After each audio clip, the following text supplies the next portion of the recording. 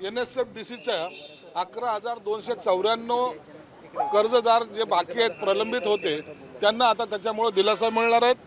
तसंच NSKFDCचे जो आमच्याकडे 30,119 प्रकरण प्रलंबित होते, त्यांनाही आता आम्ही कर्ज देण्यासाठी मुक्त झालेलो आहोत, त्यांनाही सुद्धा या योजनेचा लाभ होईल।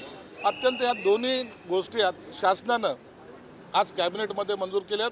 मला वाटतं यामुळे सर्वसामान्य घटकातील, मागासवर्गीय घटकातील इतरांना त्याचा लाभ होईल।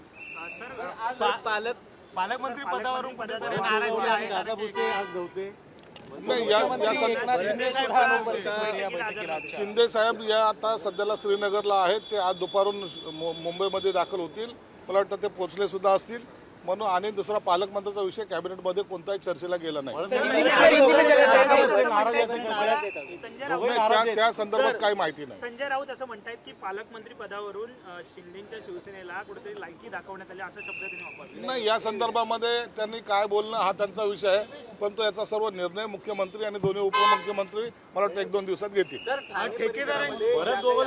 इमारती होत्या ठाणे परिसरामध्ये, एकनाथ शिंदे यांच्या नगरविकास खात्याने त्यावर दंड जे आहे तो माफ केलेला आहे, आणि आता आरोप केला जातोय की कुठेतरी ठाण्यातल्या अनधिकृत इमारतींना एकनाथ शिंदे अभय देत आहेत, मेहरबानी करतात। सर्वसामान्य हिताचा जर निर्णय असेल तर त्यामध्ये निर्णय घेण्यास काही हरकत नाही, असं आमचं सरकारचं मत आहे, म्हणून त्याच्याबद्दल शिंदे साहेबांनी जर निर्णय घेतला असेल तो योग्यच असेल।